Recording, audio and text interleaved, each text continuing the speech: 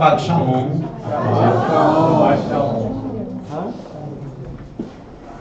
Nós estamos na Parashá Ki-Tzá. Bonitinho, né? Dá até nome de filho. Ki-Tzá.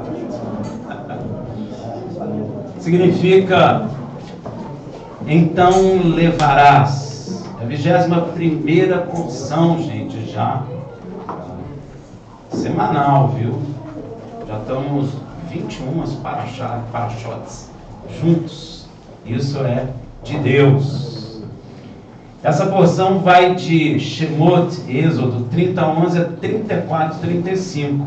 A Haftará, que você deve ter lido em casa, é 1 Reis 18:1 a 39. E a porção Berit Hadashá nós comentamos ontem, Marcos 7:1 a 8, 38. Claro, nós não comentamos tudo, mas alguma pequena parte nós conseguimos comentar ontem para a glória de Deus. E hoje nós vamos comentar Shemot, Êxodo. E começa assim, Êxodo 30:11 a 12. Disse mais o Senhor a Moisés: quando fizeres o alistamento dos filhos de Israel para a sua enumeração, cada um deles dará ao Senhor o resgate. Você só resgata a coisa que você perdeu. Amém? Olha o que Deus está falando. Deles dará ao Senhor resgate da sua alma. Olha aí, ó. Quando os alistares, para que não haja entre eles praga alguma por ocasião do alistamento.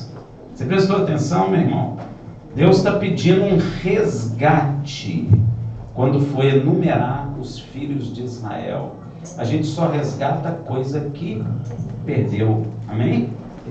Então a gente precisa prestar muita atenção naquilo que Deus fala. Se Ele falou, ao celular aí de novo.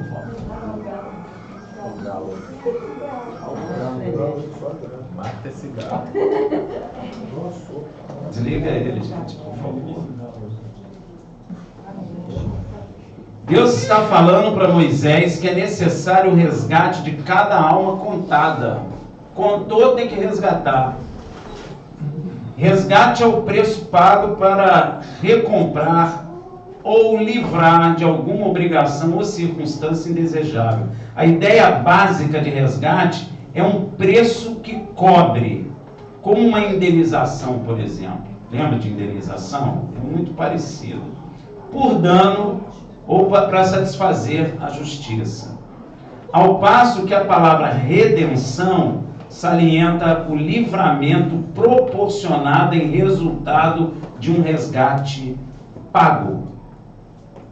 Para você entender melhor, Deus está dizendo que o homem perdeu a sua alma. O homem perdeu a sua vida por alguma razão. Então, nós perdemos nossa vida e devemos resgatá-la por um preço. Viu, meu irmão? Rafael não sabia disso, eu sei. A maioria das pessoas não sabia, nenhum de nós sabia disso. Mas você está morrendo porque você perdeu sua vida. Porque Deus não te criou dessa maneira. Deus não te criou para envelhecer. Deus não te criou com dois olhos e ficar cego com óculos. Deus não criou a língua e a pessoa ficou muda. Deus não criou perna e arrancou uma e falou, ia lá, que legal. Porque nós vemos tudo isso, não vemos? Mas nós nascemos nesse estado e a gente tem um conceito errado, até dentro da igreja, que Deus criou assim. Mas Deus não criou assim. Não era plano de Deus ter aposentadoria, porque a pessoa envelheceu, porque Deus não planejou que o homem envelhecesse. Deus não planejou a calvície, a dor na coluna, o infarto. Claro, eu sou calvo. Deus não planejou a calvície.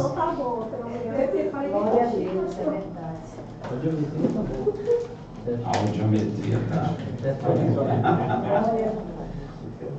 Deus não fez isso. Deus não planejou enrugamento da pele. Que as mulheres ficam colocando um botox para esticar. Deus não colágeno, sei lá como é que chama essas coisas. Agora tem um negócio de plástico que coloca a pele para esticar a pele, aí vai. Deus não criou a pele para envelhecer, o cabelo para embranquiçar, o joelho para doer, se desgastar. Deus não criou assim, gente.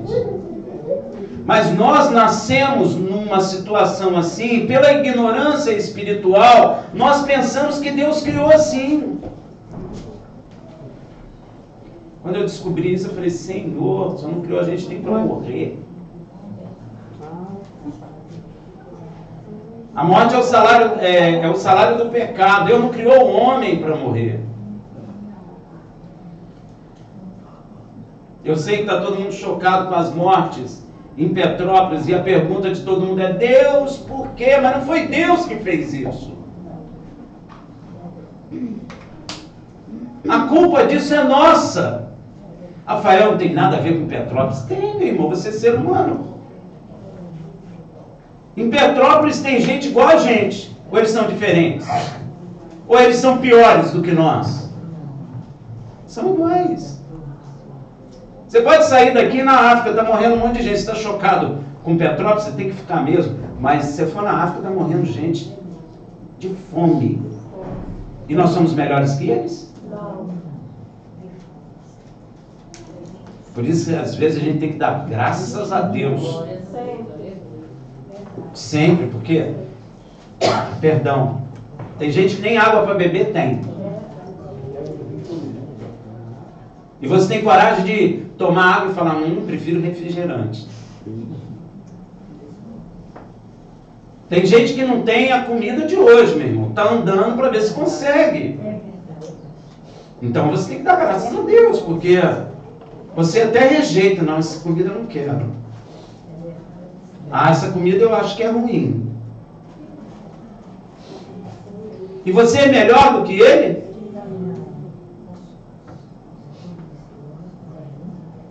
Tem algo que aconteceu aí que a vida ficou terrível.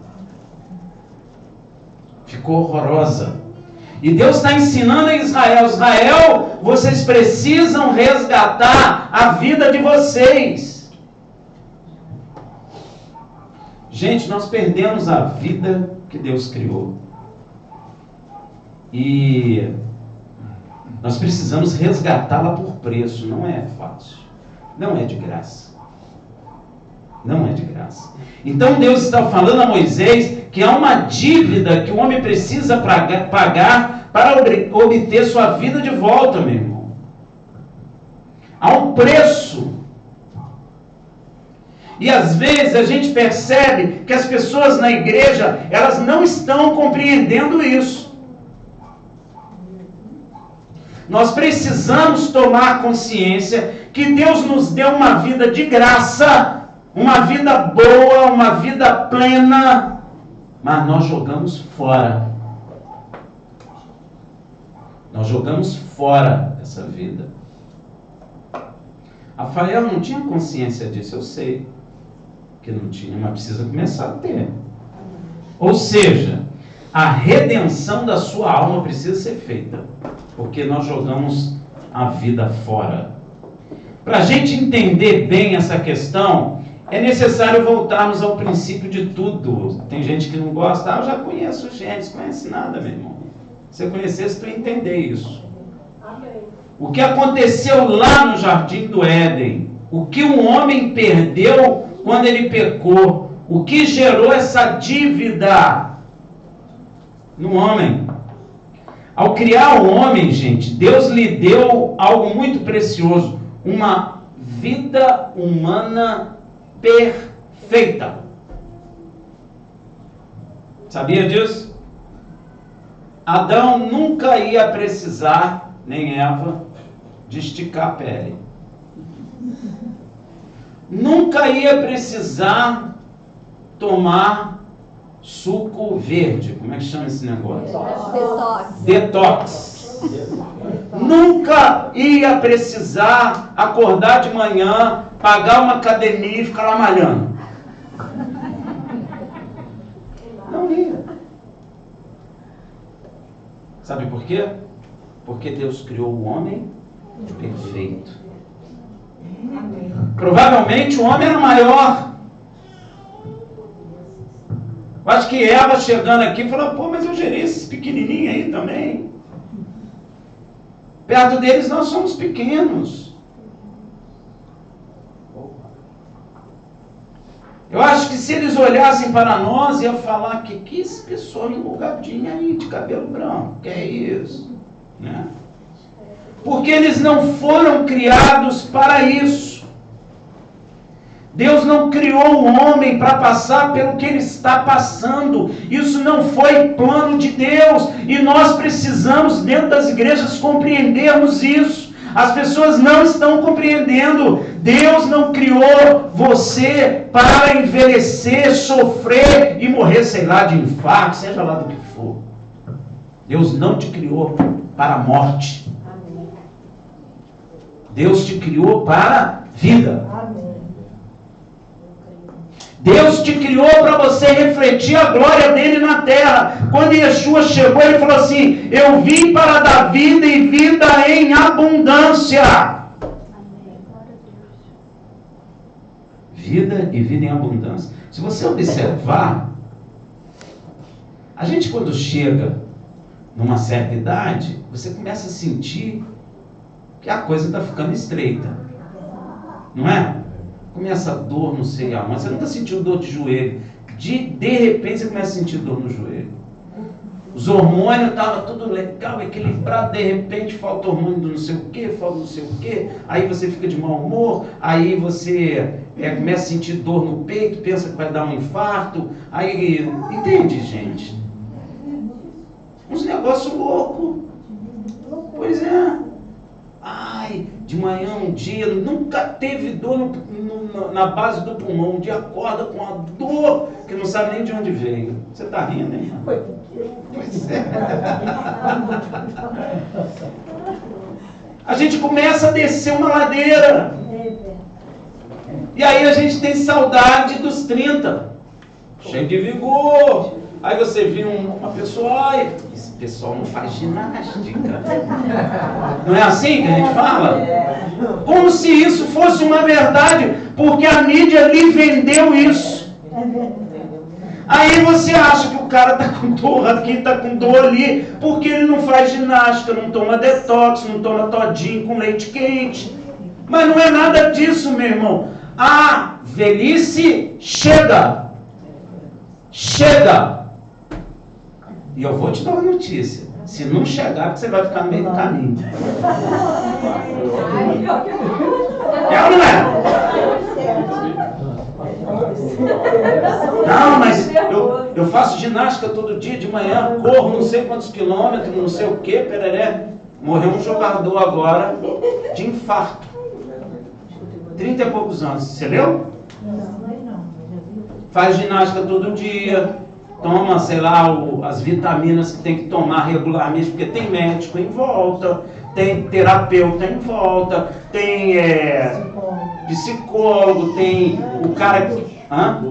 nutricionista, tem o cara que faz a ginástica, atividade física para aquela pessoa específica, e ele morreu. O argentino, um dos melhores jogadores argentino, estava jogando, eu acho que na Espanha. No jogo começou a sentir mal, teve que largar, porque tem problema no coração.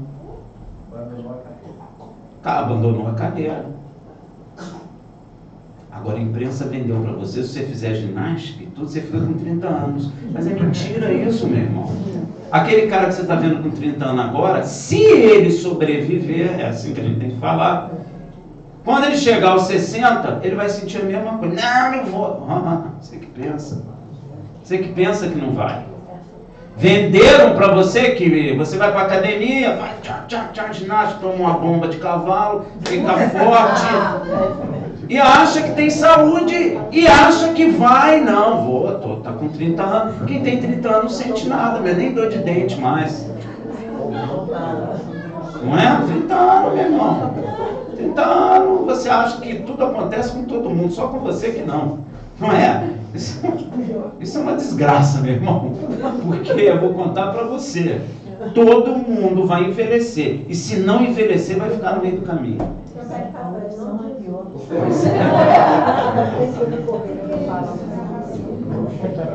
Então tem algo de errado.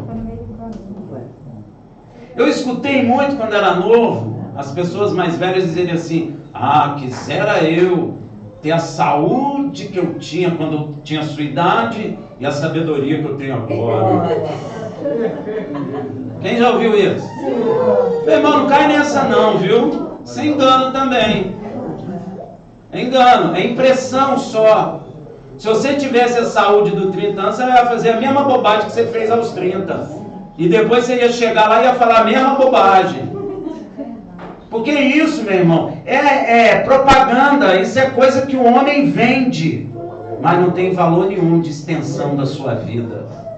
Amém, meu irmão? Ah, Rafael, então eu não vou fazer atividade física. Não estou falando para você não fazer. Eu estou trazendo a realidade para você. Faça a sua atividade física, corra, pode fazer tudo, mas tenha consciência da verdade. Você não pode ser iludido por essas coisas, meu irmão. Se você entrar na internet, tem lá para emagrecer, né? Você já viu? O cara tem sempre uma coisa misteriosa que ele descobriu. Você já notou que ele não para de falar? Eu não sei nem onde ele arranja oxigênio. Porque o cara não para de falar. Mais de 30 minutos falando para te vender uma coisa que não vai acontecer nada com você. E teve uma moça que bebeu e morreu.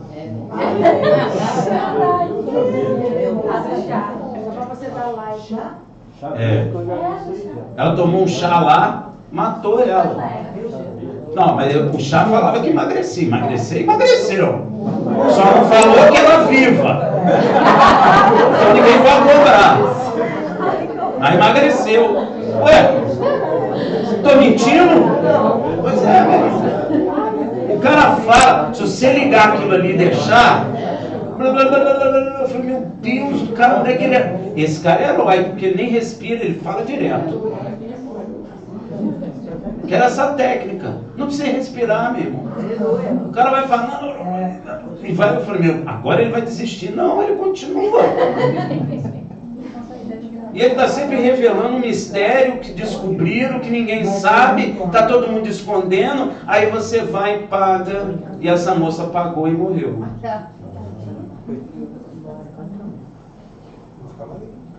Esse processo que o homem entrou, o homem não dá jeito. Se o homem desse jeito, meu irmão, a gente já estava aí com a solução.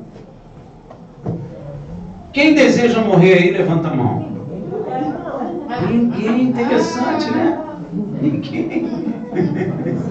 Claro que não, ninguém quer morrer, cara. Morrer é coisa ruim. Não vem filosofar que a morte é um amadurecimento, que eu passo para outra fase e blá blá blá. Meu irmão, isso tudo joga no lixo. Morte é péssima. Ninguém gosta de morte. Nem Deus. Você sabe por que Deus mandou Moisés descalçar a sandália, porque no lugar onde ele estava era santo? Porque a sandália dele era de couro de animal morto. Então Deus também não gosta de morte. E a Bíblia fala que a morte é inimiga do homem, não filosofa. Morte é horrível, meu irmão. Morte corta relacionamento. Morte dá a impressão que a coisa não andou, parou. É horrível. Então, meu irmão, nós precisamos entender o que é isso. Ao criar o homem, Deus lhe deu algo muito precioso, uma vida perfeita. Sabe o que significa isso, meu irmão? Corpo perfeito. Nós tínhamos o corpo perfeito. Teu corpo era perfeito. Não tinha pochete, não tinha nada disso. Não tinha nada aqui. Não tinha. Você sabe que a gente envelhece, a única coisa que cresce é orelha e nariz. Meu irmão, porque a gente vai ficando menorzinho, a orelha vai, né? É bom começar com a orelha desse tamanho, você vai reclamar. Mas quando você estiver velhinho, a orelha está no tamanho normal. Mas o pessoal que já tem uma orelhinha maior, vai ficar velhinho. A orelha vai crescer. Já percebeu isso? Eu percebi. Tá bom, mas o que a gente vai fazer? É assim mesmo. Talvez você vá ouvir melhor. Nós tínhamos um corpo perfeito, sem coronavírus, nem gripe, nem dor, nem câncer, nem miopia, nada disso. Você já imaginou isso? Você já imaginou um corpo perfeito? Você podia ir aonde você quisesse, a terra não te vomitava. Olha o que Petrópolis está acontecendo, a terra está vomitando os outros lá. Nordeste, o que o Nordeste faz? Pois é, Nordeste vomita as pessoas. Por que vomita? Porque não tem água, você precisa de água. E por que a terra não tem água? Foi Deus que planejou isso? Algo nós fizemos de muito errado, gente. E Deus está ensinando isso a Moisés. E a igreja já era para ser craque nisso, mas não é. Precisa compreender essas coisas. O corpo perfeito não tinha vírus, não tinha câncer, não tinha miopia, não tinha dor, não tinha nada. Sem nenhuma doença, inclusive sem envelhecimento e sem morte. E mais, mente perfeita. Podia fazer qualquer Enem que passava.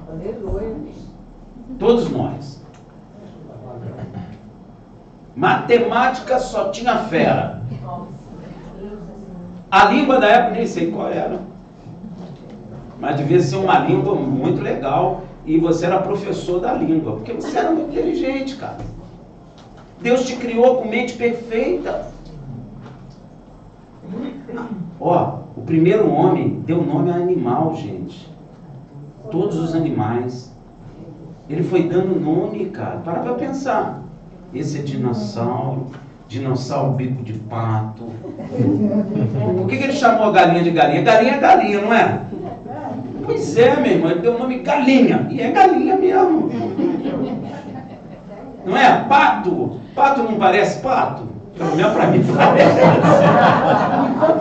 Ele acertou o nome, cara. O cara, ó. Hã? Peixe também. Peixe é peixe, cara. Você nunca vai pensar que peixe não é peixe. Que peixe é peixe. Porque ele era um cara muito inteligente, então ele sabia dar nome, meu irmão. Era forte, arava a terra. Deus criou um ser perfeito. Não suava.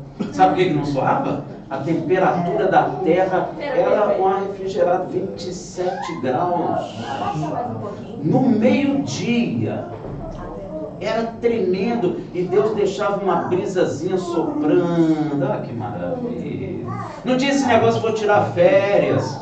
Ele vivia em férias, não cansava. Manga, devia ser desse tamanho a manga, meu irmão.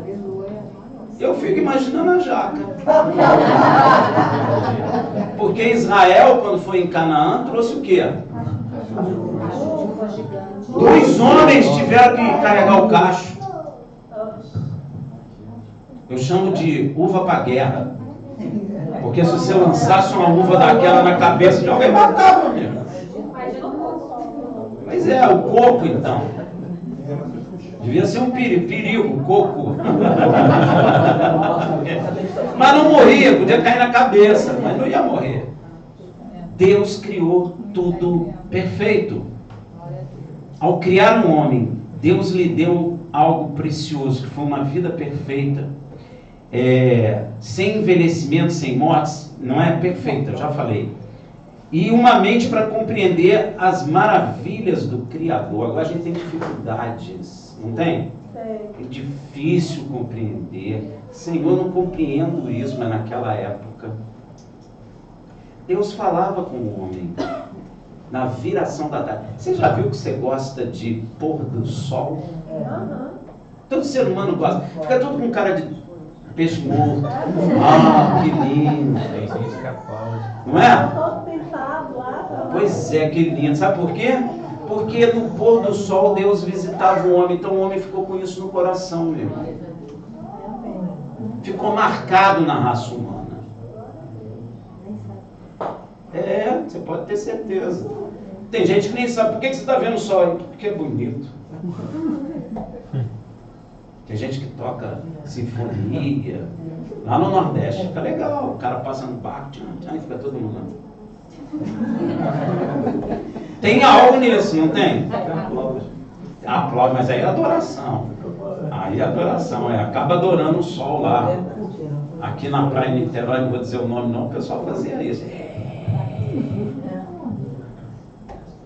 Então, o mais importante disso tudo, meu irmão, nós tínhamos uma comunhão direta com Deus. O homem, como um ser perfeito, também tinha um relacionamento íntimo e perfeito com Deus.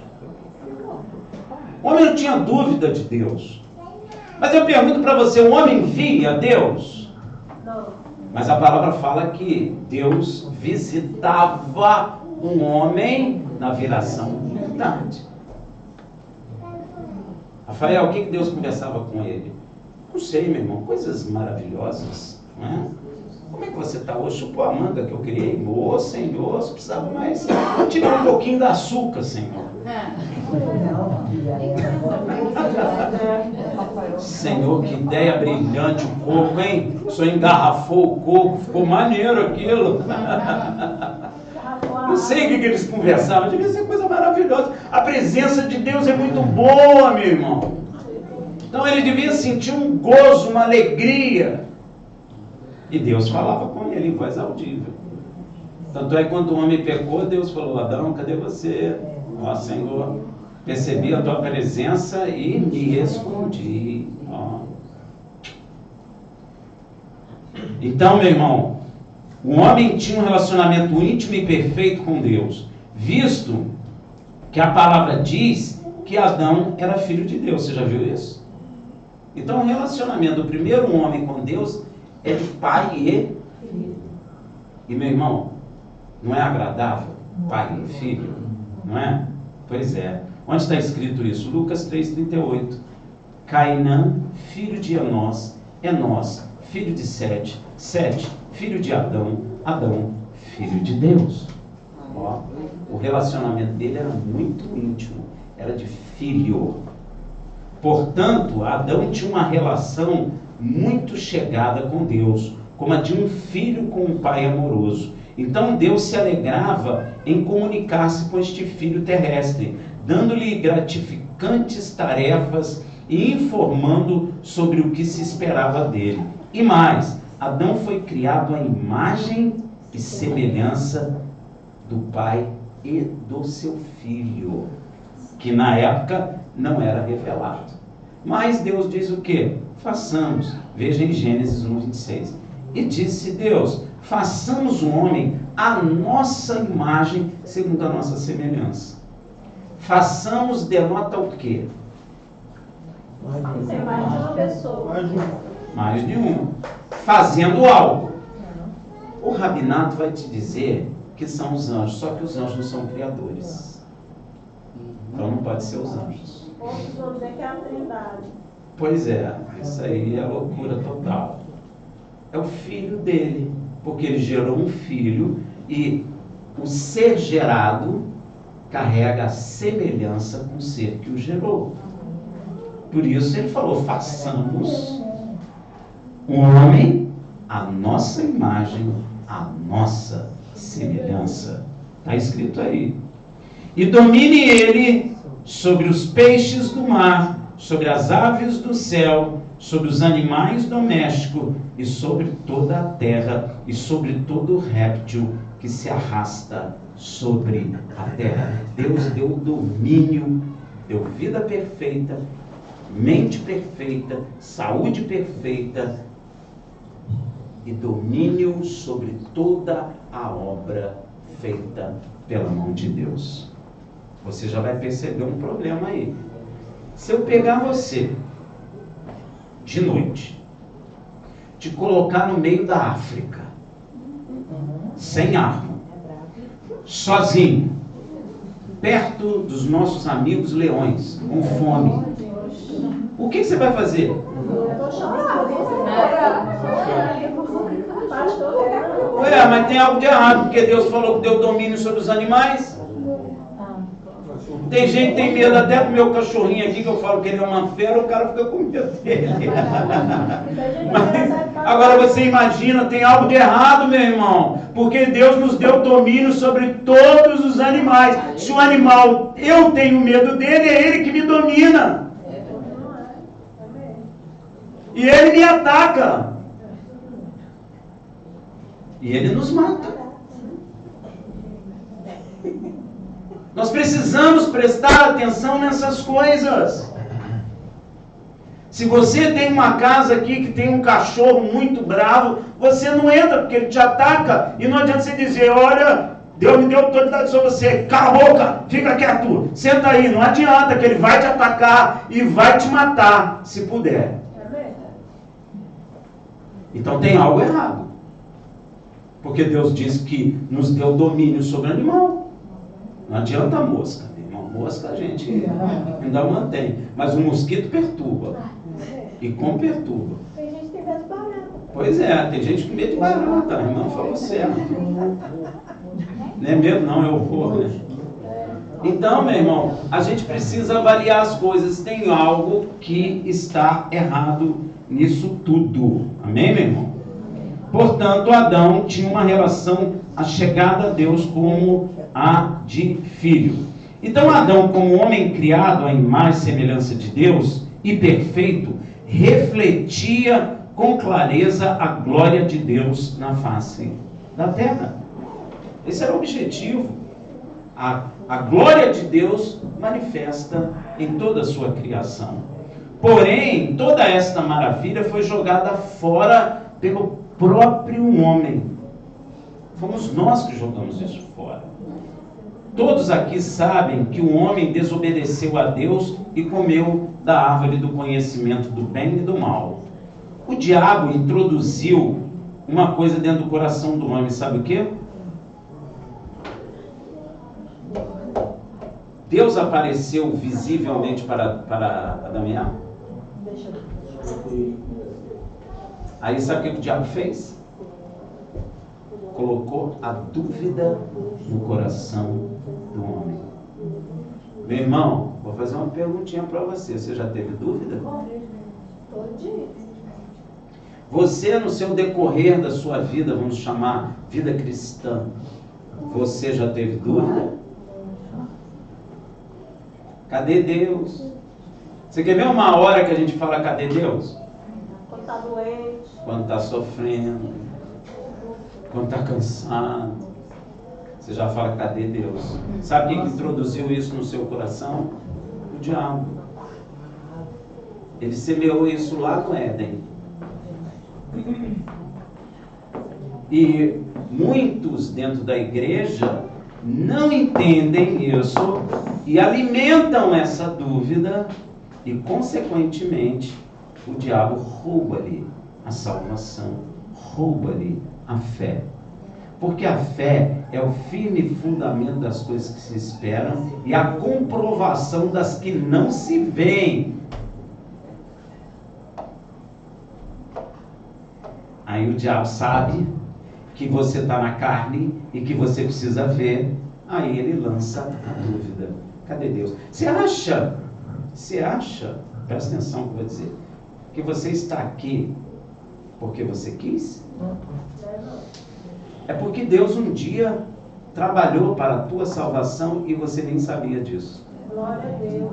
E Ele não deixou de trabalhar. Você estava vivendo um mundo de pecado, mas Deus estava planejando o dia da sua salvação, o dia da minha salvação. E Ele não precisou da minha ajuda, nem da sua, porque se Ele precisasse, a gente ia atrapalhar tudo. Ia ou não ia? Se Deus falasse assim, ó, daqui a 6 meses eu vou te salvar. Você fica nervoso. Ia fazer bobagem, ia não sei o quê.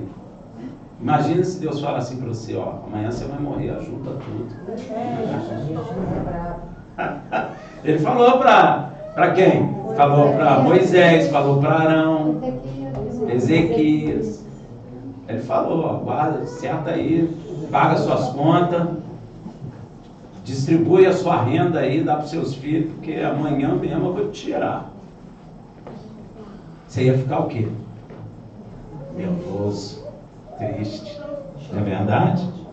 O diabo lançou a dúvida no coração do homem. Não é só o fato do homem ter comido da árvore que Deus proibiu, é porque a dúvida também entrou dentro do coração. O diabo trouxe a dúvida com relação a Deus.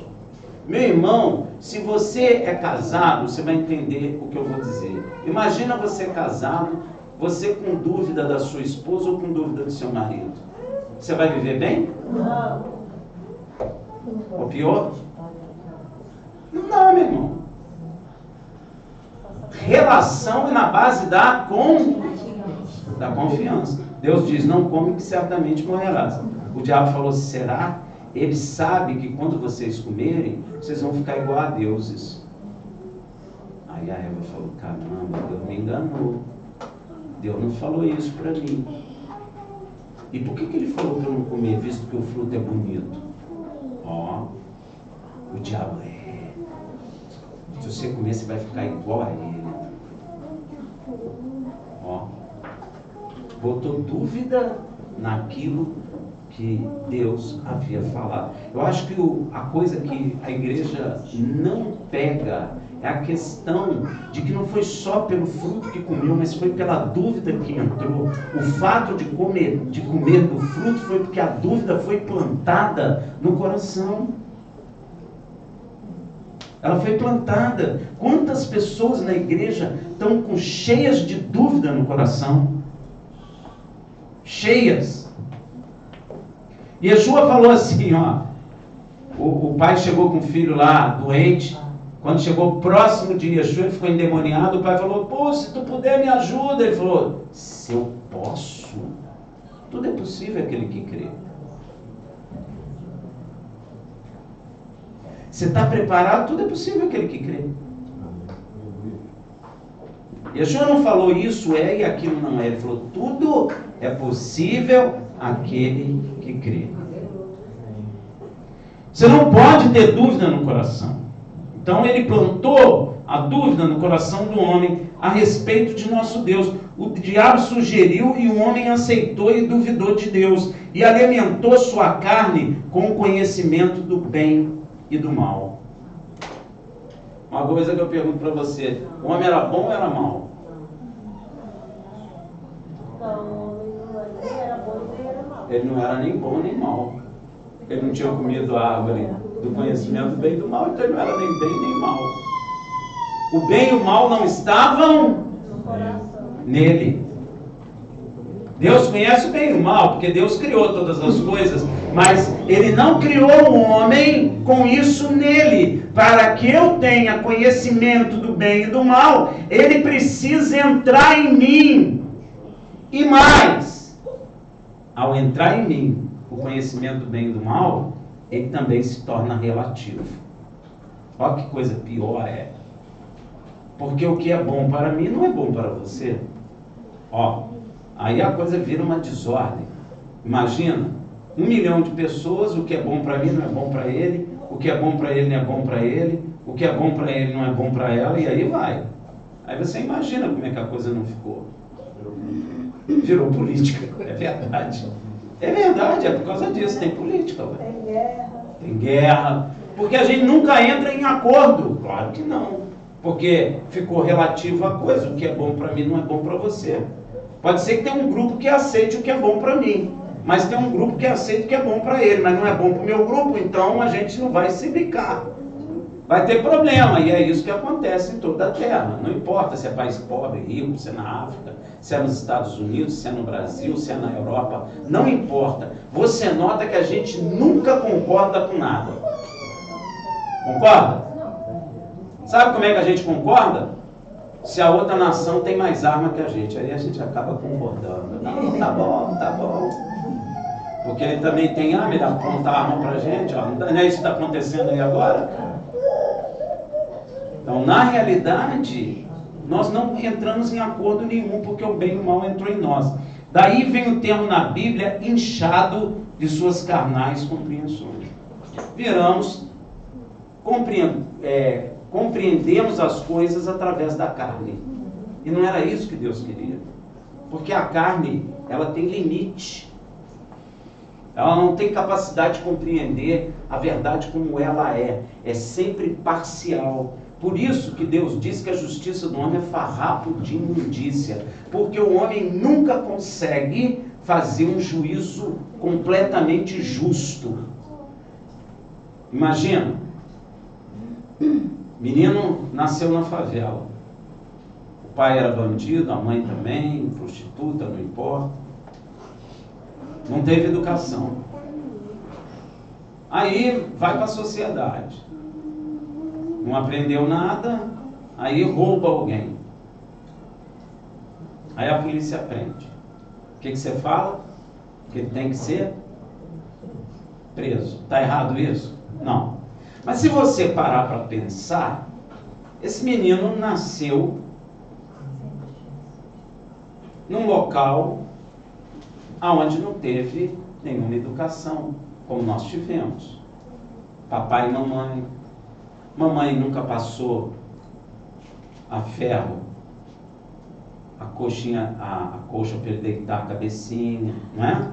Mamãe nunca passou azeitezinho nele, nunca deu um banhozinho nele, nunca tratou com carinho, com amor, não fez mingauzinho de fubá, não é verdade? Ele não conheceu isso. Aí você para pensar, quem é culpado disso? Hein? O homem, nós, meu irmão. Nós é que somos culpados. Porque nós comemos da árvore do conhecimento do bem e do mal. Daí vem o termo na Bíblia, inchado as suas carnais compreensões. O homem perdeu a oportunidade de alimentar a sua carne com o fruto da árvore da vida eterna de Deus. Isso é uma questão que parece que a igreja perdeu o entendimento.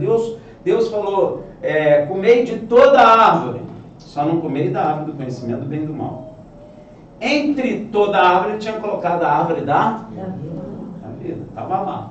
Olha a indireta, comei de toda a árvore, só não comei da árvore do conhecimento do bem e do mal. O homem foi comer justamente da árvore do conhecimento do bem e do mal. Então ele perdeu a oportunidade de comer a árvore da vida. Mas Rafael, o homem morria? Mas o homem era eterno? Também não.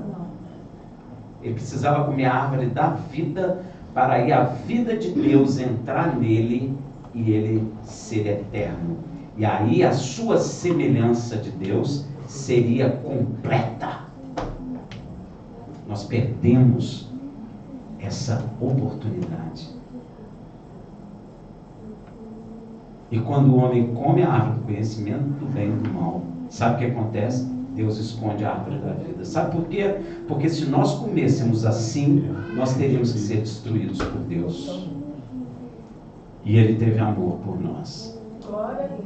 A consequência, meu irmão, do pecado é a morte. Por isso que o homem passou a morrer. Por isso que o homem não gosta de morrer. Tem um texto bíblico que diz assim, que Deus plantou o desejo de eternidade. Por que Deus? Para pensar, o homem não morria, mas Deus plantou o desejo de eternidade no coração dele. Para que ele comesse da árvore da vida e alcançasse a eternidade de Deus. Mas o homem comeu a árvore do conhecimento do bem e do mal. Paulo fala isso em Romanos 6,23, porque o salário do pecado é a morte. Pecou, morre, meu irmão. Aí tem gente que fala, mas criança não pecou. Meu irmão, criança morre? Morre. Salário do pecado é a morte. Ela não tem consciência do pecado, é completamente diferente. Deu para entender? É diferente. Uma coisa somos nós adultos, nós já temos consciência do pecado.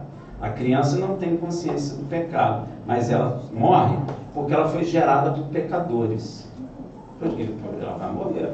Você já viu árvore com com alguma doença, você pega a semente, quando você planta, o que acontece? Aquela doença vai para aquela outra árvore. Simples assim. Não é à toa que Deus compara o homem à árvore, viu, gente? Você pode olhar para a árvore que você vai ver alguma semelhança com o homem. Então, o homem perdeu uma vida perfeita e a possibilidade de alcançar a vida eterna por meio da árvore da vida, pois Deus a escondeu do homem. Então é necessário pagar resgate para sair do pecado e da morte e alcançar novamente essa vida perfeita e a possibilidade de comer da árvore da vida. Não é isso que aparece em Apocalipse? Todo mundo pergunta, por que a árvore da vida? Porque era isso que Deus queria que nós fizéssemos. Então Yeshua veio nos transformar, nos dar uma vida diferente para posteriormente comermos da árvore da vida. Deu para entender? Pois é. A igreja tem perdido o entendimento dessas coisas. Então Deus, aí sabe o que ele vai fazer? Ele vai ensinar a Moisés o valor do resgate dessa vida preciosa que nós perdemos. Veja em Êxodo 30:13. Dará a cada um, ao ser alistado, meio ciclo, segundo o ciclo do santuário. Este ciclo é de 20 geiras. Meio ciclo é a oferta do Senhor. Você está vendo? Ó, ele está dizendo que você tem que pagar 20 geiras e meio ciclo, dividindo isso por 2, pertence ao Senhor. Todo pacto tem duas partes. Quem deu a vida foi Deus. Então nós devemos a quem? A Ele. Você deve a Deus, todos nós. Você nasceu, você está devendo. Rafael, não aceito isso. Problema seu. É assim, meu irmão, problema seu. Porque é assim que é. Não adianta eu não aceito, eu aceito. Isso não é uma escolha, isso é assim. A moeda era chamada shekel, como é hoje também em Israel. Foi traduzida como ciclo. Porque o resgate de uma alma tem duas partes. A parte de Deus, que foi o ofendido, e a parte do homem a ser resgatado. Deus que quer resgatar e o homem que quer ser resgatado. Por isso está escrito na primeira parte de João 3,16: porque Deus amou o mundo de tal maneira que deu o seu único filho unigênito para salvar todo aquele que nele crê. Esta é a parte de Deus, dá o filho. Sabe por quê? Porque se foi um homem que pecou, para resgatar eu preciso dar um homem de vida perfeita. Só que como eu pequei, eu não gero mais homens de vida perfeita. Eu gero pecadores, por isso que a criança morre. Então, não adianta um pecador morrer. Deu para entender? Não adianta, porque se eu peco, como é que eu vou morrer pelo pecador? Você está entendendo, gente? Não tem jeito. Então Deus resolveu esse problema. Vou dar meu filho. Aí você vai entender por que não teve relação sexual. Não é que relação sexual é ruim, não é que relação sexual é pecado, não é nada disso. Não teve relação sexual porque a semente que está no homem está contaminada pelo pecado. Então vem uma semente pura do céu e engravida Miriam de Yeshua. Deu para entender? Aí essa semente não tem contaminação do pecado. Deu para entender, gente? Fica a gente assim, cara, esse cara é louco.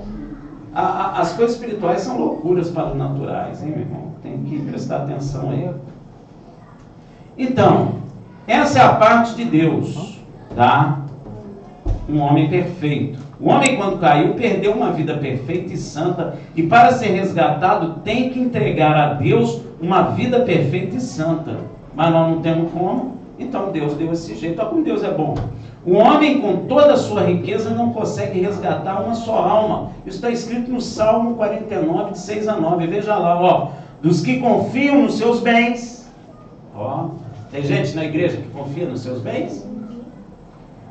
E se gloriam na multidão das suas riquezas.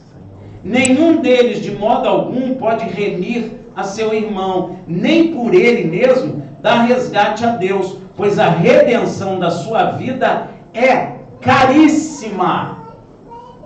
É muito caro resgatar uma vida, de sorte que os seus recursos não dariam para que continuassem a viver para sempre. Aí, ó, você pode juntar a riqueza que você quiser nessa terra, que esse dinheiro todo não tem possibilidade, trava-língua, possibilidade de resgatar o teu próximo, nem a ti mesmo. Por isso que ele está dizendo, ó, que os seus bens não davam para que você continuasse a viver para sempre, ou seja, ter vida eterna. E não visse a cova, não tem como. Você pode ter a riqueza que tiver, que você vai ver a cova. Então a parte de Deus foi possibilitar um homem de vida perfeita e santa sobre a face da terra. Por isso o Filho unigênito de Deus foi introduzido na terra, na carne, nascido de mulher e chamado Filho do Homem. Yeshua era chamado o quê? Aí tem gente que me perguntou isso. Mas não teve homem na relação, como é que é filho do homem? Meu irmão, filho do homem, Deus criou um homem macho e fêmea, mulher é homem também, só que fêmea. Copiou? Amém? Amém. Dá glória a Deus. Glória a Deus. Por isso que ele é filho do homem. Homem gera? Não é a mulher que gera? Mulher não pode gerar, sei lá, papagaio. Mulher gera homem, ela é homem. Por isso Yeshua é chamado Filho do Homem. É um homem de vida perfeita.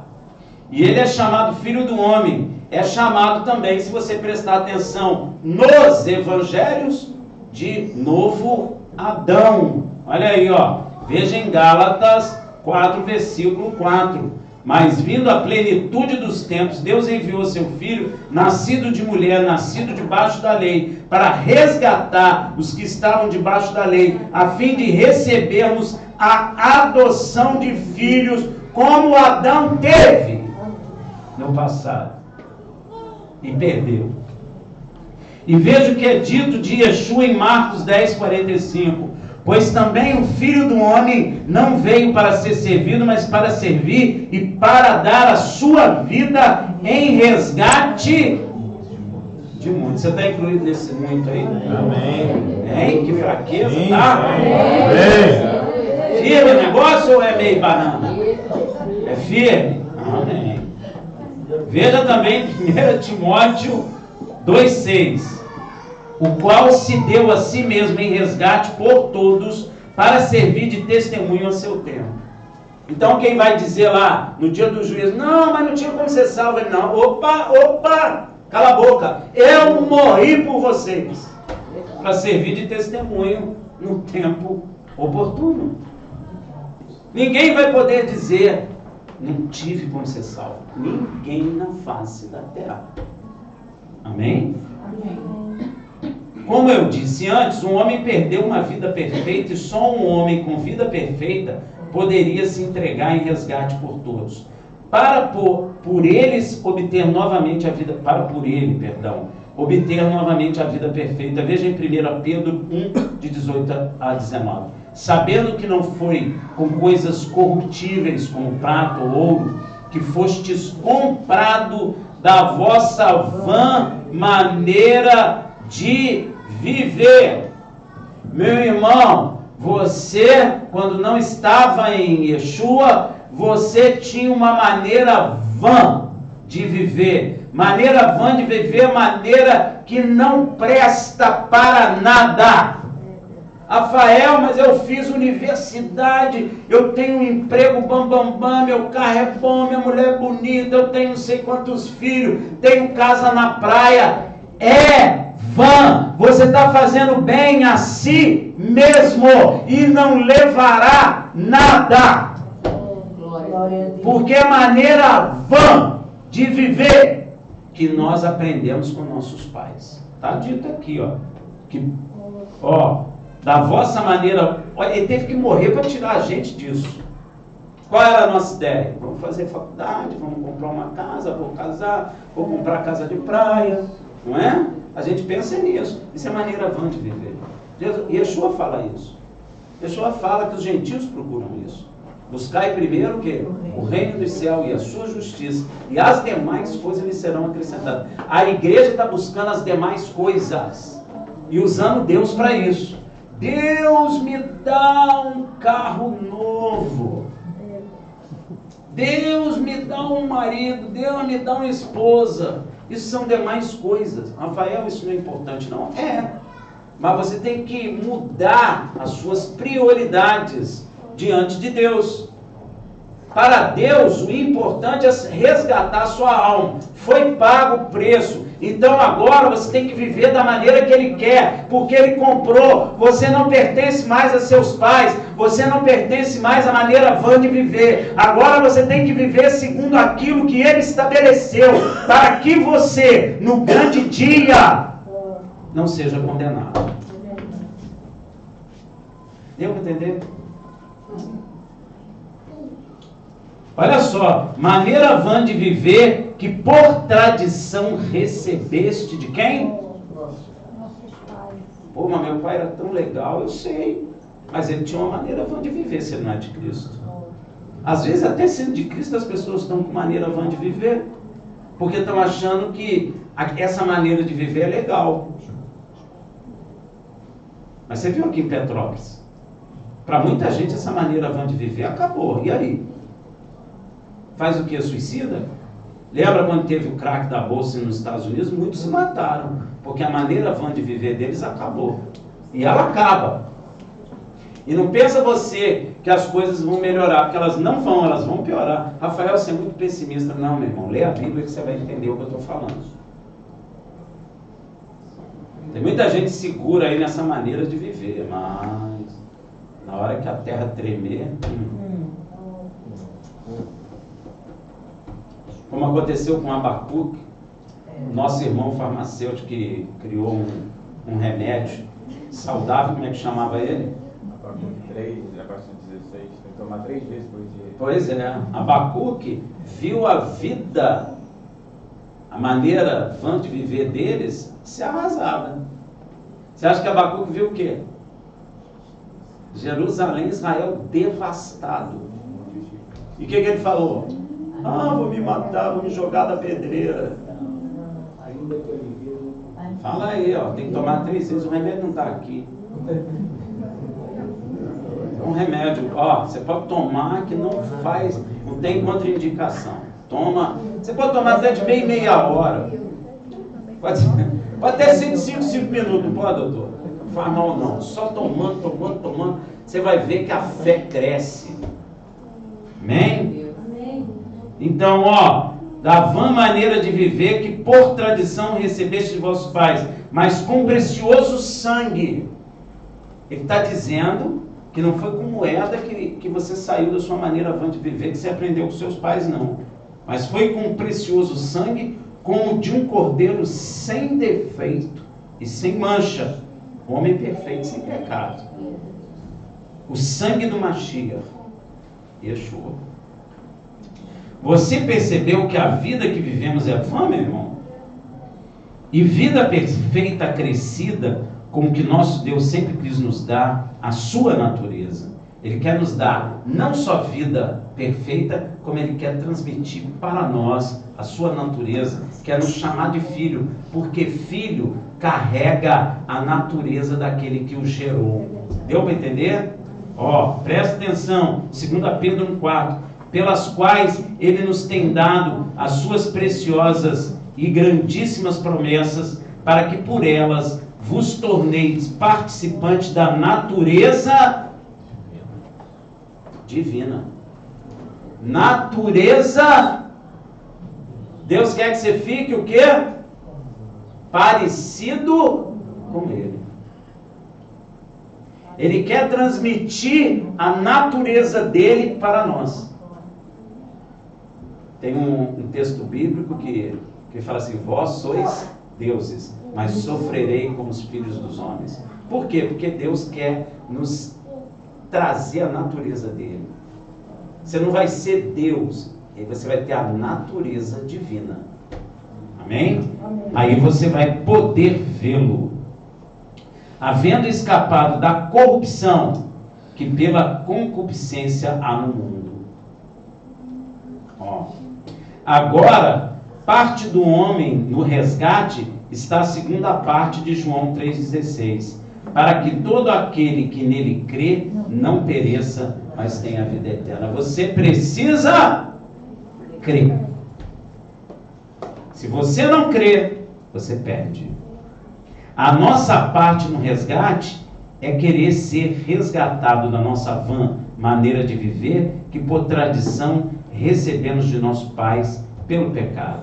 É crer naquilo que Deus já fez para sermos resgatados. Por isso está escrito em João 3, 17 a 21. Porque Deus enviou o seu Filho ao mundo, não para que julgasse o mundo, mas para que o mundo fosse salvo por ele. Quem crê nele não é julgado. A resposta de muitas perguntas. Quem crê nele não é julgado. Gravou aí? Mas quem não crê já está julgado, porquanto não crê no nome do unigênito Filho de Deus. O que é unigênito? Único Filho gerado. Ó. E o julgamento é este. A luz veio ao mundo, e os homens amaram antes as trevas que a luz, porque as suas obras eram más. Porque todo aquele que faz o mal aborrece a luz, ou seja, aborrece Yeshua, e não vem para a luz, ou seja, não vem para ele, para que as suas obras não sejam reprovadas. Mas quem pratica a verdade vem para a luz, ou seja, vem para Yeshua, a fim de que seja manifesto que suas obras são feitas em Deus. E o interessante também, meu irmão, é que se cremos neste Filho do Homem perfeito, um novo Adão, ele não só nos resgata, mas também nos coloca na posição inicial que Adão teve. Nos dá poder de nos tornarmos filhos de Deus. Tem muita gente que fala assim, eu também não sou filho. Não sei, talvez não. Todos são criaturas, filhos só em Yeshua HaMashiach. Puxa, mas eu amo tanto minha mãe. Ué, mas se ela não crê em Yeshua, ela não é filho de Deus, ela é criatura de Deus. Amém? Veja em João 1,12. Mas a todos quantos receberam, aos que creem no seu nome, deu-lhes o poder de se tornarem filhos de Deus. Quem crê no nome dele? Amém. Agora eu senti firmeza, fiquei até com medo. Fiquei até com medo. Você crê? Então tu é filho de Deus, porque ele, não é que eu fico dizendo eu sou filho, ele me dá poder de ser filho de Deus, e ser filho de Deus tem que ter uma vida santa, ele me dá poder de ter uma vida santa diante de Deus. Amém. Não é só dizer eu sou filho de Deus, não é isso. Logo, se filho, já fomos resgatados, não mais precisamos pagar o meio ciclo, segundo o ciclo do santuário. Não precisamos mais, porque já não foi pago o nosso resgate. Então, você não precisa mais pagar o resgate, porque o resgate foi pago. Amém? Amém. Para o resgate da sua alma. Sua alma já foi resgatada. Aleluia. Aleluia. Glória a Deus. É por essa razão que existe um acontecimento com Pedro e Yeshua. Agora você vai entender. Ó, você vai compreender o que aconteceu com Pedro e Yeshua, que muitos acham estranho e um tanto quanto curioso e nem prestam muita atenção. Depois de ficarem alguns meses fora de Cafarnaum, Yeshua e seus discípulos voltam ao lugar alguns meses depois, onde ele tinha seu centro, vamos dizer assim, de operações, que ele sempre voltava, Cafarnaum, vamos dizer assim, né? E onde Pedro também morava. Então chegaram alguns cobradores de imposto do templo. A data do pagamento do imposto já havia passado muito tempo. Yeshua e Pedro estavam realmente muito atrasados quanto ao pagamento deste imposto. Todo judeu com mais de 20 anos de idade tinha que pagar esse imposto. Tinha essa obrigação quanto a esse imposto de resgate da alma, que servia para o sustento do templo, parte era para o sustento do templo. Veja em Êxodo 30:14. Todo aquele que for alistado de 20 anos para cima dará oferta ao Senhor do resgate. Muitos não sabem que o imposto que eles vieram cobrar é o valor do resgate das almas que Deus estabeleceu em Êxodo 31, de 11 a 12, que estamos vendo nesta paraxá. Quando as autoridades responsáveis pela cobrança do imposto do resgate da alma ouviram falar de Yeshua e seus seguidores estavam na cidade, imediatamente foram questionar Pedro. Não paga o vosso mestre as 2 dracmas? Já era dinheiro romano agora. Tem gente que pensa que é imposto do governo. Não tem nada a ver com isso, meu irmão. Todo mundo pensa. Mas não é, é o resgate da alma. A gente vai entender melhor agora. Mateus 17:24. Tendo ele chegado a Cafarnaum, aproximou-se de Pedro os que cobravam de dracma. Aqui a moeda já mudou, claro, porque o Império Romano já estava estabelecido, já tinha estabelecido uma moeda para o imposto de resgate da alma lá no templo. E lhe perguntaram: o vosso mestre não paga as dracmas? Não paga o resgate? É bem possível que essa conversa tenha se dado no meio da rua, perto das barracas dos cobradores de impostos. E provavelmente pegou Pedro de surpresa. Pedro, como profundo conhecedor do caráter de Yeshua, e sabendo que ele tinha por costume pagar os impostos de resgate, disse em Mateus 17:25, disse ele: sim, ele paga. Yeshua devia pagar, mas naquela época não tinha Pix.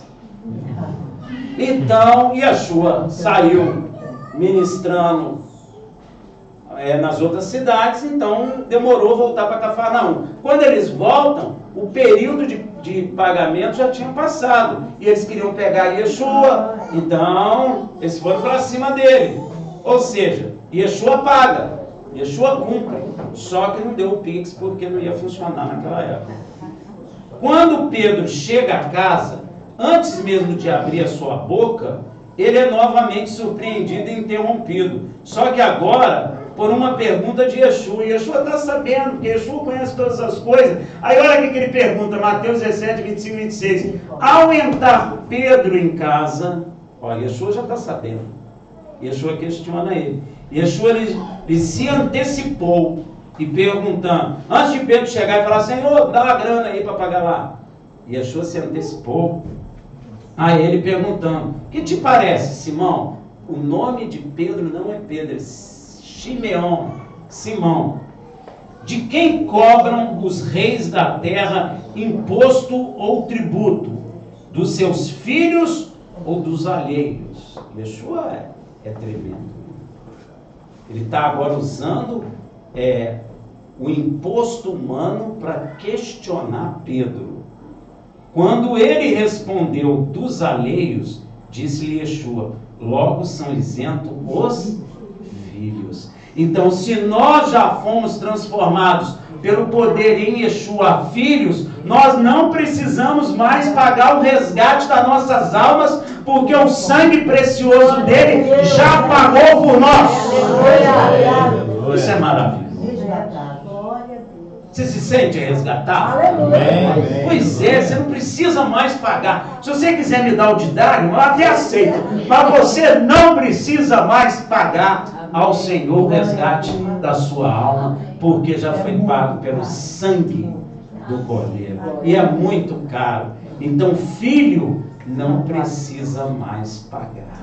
Filho, quem não é filho, está devendo a Deus. Rafael, mas não tem um tempo, não importa. Tu está devendo. Se você não aceitar Yeshua, você continuará devendo, vai morrer devendo e Deus vai te cobrar. E você não tem como pagar. O que vai acontecer? Vai ser condenado, vai perder a vida. Por isso, somente pelo sangue do Cordeiro é que nós pagamos a Deus o resgate de nossa vida, da nossa alma. Isso é tremendo. Yeshua estava mostrando para Simão que ele não tinha mais a obrigação de pagar um imposto de resgate de alma.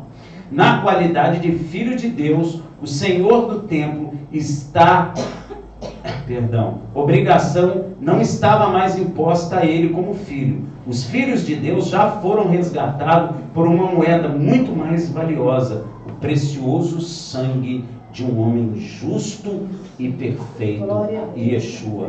Porém, Yeshua manda Pedro pagar. Temos que entender essas coisas, viu, meu irmão? Nós precisamos penetrar na palavra para entender. Ele mandou pagar. Por quê? Vamos ver. Mateus 17, 27. Mas para que não os escandalizemos, vai ao mar, lança o anzol, tira o primeiro peixe que subir, e abrindo-lhe a boca, primeira caixa eletrônica, e abrindo-lhe a boca, encontrarás um starter. Toma-o, é uma quantidade que dava tanto para Pedro quanto para ele, e dá-o por mim e por ti. Presta atenção, não precisa. Mas para não ser pedra de tropeço. Por que ele falou isso? Vou te explicar. Porque eu aceitei Yeshua, está pago. Agora, o outro que não aceitou, precisa continuar pagando. E eu não posso ser pedra de tropeço para ele, porque a ordem de pagar veio de Deus e não dos homens. Amém, irmão? Então Israel precisa reconstruir o templo. Israel precisa voltar a fazer essas coisas. Israel que não crê. Porque Israel que crê já está pago, não precisa, é filho. Pedro não precisa, Paulo não precisa, Rafael não precisa, Emerson não precisa, Lúcio não precisa, nós não precisamos, porque fomos resgatados pelo sangue do Cordeiro. Amém. Se Yeshua e Pedro não precisavam mais pagar, eu já expliquei tudo, mas eu vou ler o que eu escrevi. Por que então pagaram? Primeira palavra escandalizar, usada por Yeshua, significa aqui colocar uma pedra de tropeço ou obstáculo no caminho, sobre o qual o outro pode tropeçar e cair. Pois quem estabeleceu o imposto para o resgate de alma foi o próprio Deus. Enquanto não somos filhos, temos uma dívida para com Deus. Por isso que está escrito em Colossenses que ele cravou no madeiro a dívida que nós tínhamos com Deus. É por isso, Rafael, a sua dívida era grande, sim, a minha tinha rolo, mas ele cravou naquele madeiro, resgatou minha alma com o preço de seu sangue. Então agora sou filho, eu não preciso mais pagar o imposto no templo. Mas quem não aceitou, continua devendo. E se morrer devendo, está sem resgate da alma. Você não terá sua vida de volta. Deu para entender? Amém. Ó. E se tinham muitos que não criam em Yeshua como Mashiach, eles precisavam continuar pagando o imposto de resgate de suas almas a Deus. E se Yeshua e Pedro não pagassem, estimulariam aqueles que não criam em Yeshua como Mashiach, então a se tornarem devedores a Deus. Você botou uma pedra de tropeço na frente deles, eles iam se dar mal. Quero também que seria obrigar eles a transgredir a lei de Deus do resgate de alma estabelecida pelo próprio Deus. Por isso que às vezes tem gente que eu vejo falando aí, eles vão reconstruir o templo, eu não ajudo porque é o templo do diabo. Não é não. É a casa do Senhor que será reerguida e eles têm que voltar a estabelecer tudo que Deus mandou, até eles crerem novamente no Mashiach. Amém. Deu para entender? Rafael, mas o gentio não sabe. Aquele que sem lei pecou, sem lei perecerá. Está escrito aí. Mas eu não sabia disso, mas agora tu sabe. Não tem tempo para tudo na Bíblia? Então hoje, agora você já sabe que se você não aceitar o resgate da sua alma por meio do sangue de Cristo, você será condenado, porque nem tem pago no templo o valor do resgate da sua alma. Amém? Amém. Está aí. Então, se você não se tornou filho por meio de Yeshua, você tem que pagar o resgate da sua alma. transgredindo a lei de resgate estabelecido por Deus, será condenado. Quero também que você preste atenção que o valor pago por Yeshua e Pedro são o mesmo, ou seja, todos os homens, não importa qual sejam ele, nem se é rico ou pobre, branco ou negro, japonês, amarelo, índio, seja lá quem for, todos têm o mesmo valor de resgate diante de Deus.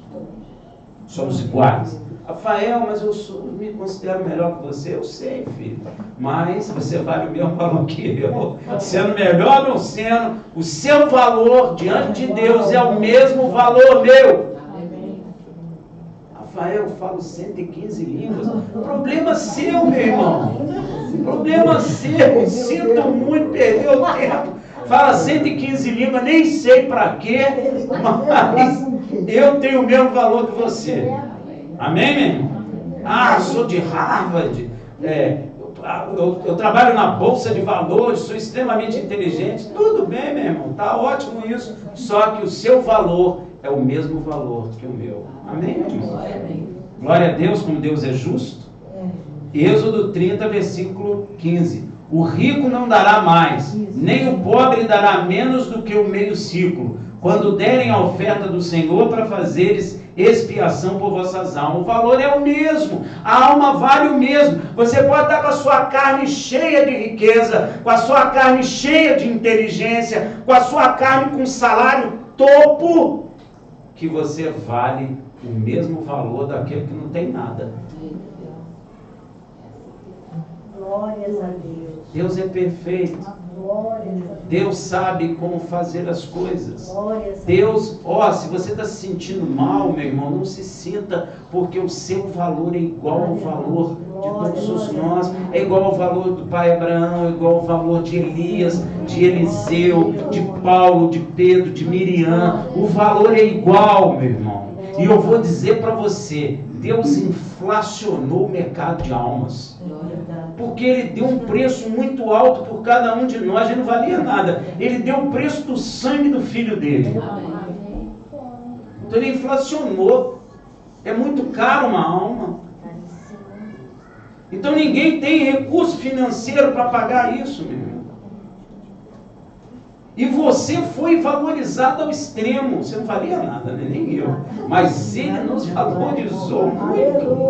Me senti até bem. Falei, caramba, fiquei bom de repente. Não é, meu irmão? Você tem agora um valor altíssimo.